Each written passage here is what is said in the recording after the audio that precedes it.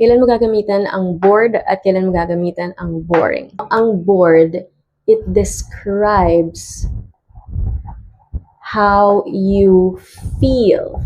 Yan yung nararamdaman mo. Naiinip ka. So halimbawa, I was bored during the long lecture. Again, yung bored dito nagde-describe sa nararamdaman nung I. Same as, she was bored because there was nothing to do. Walang ginagawa eh. So, naiinip siya. Yung bored, ang nararamdaman nung she. Ito namang boring, it describes the reason you feel bored. Hindi siya tumutukoy dun sa nararamdaman mo.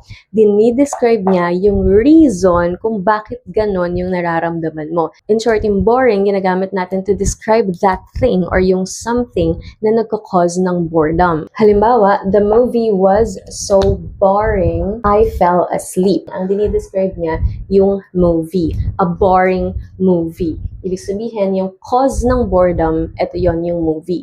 Kaya mag-iingat ha, kapag naiinip ka, ang sasabihin mo, I am bored. Naiinip ako, nabobore ako.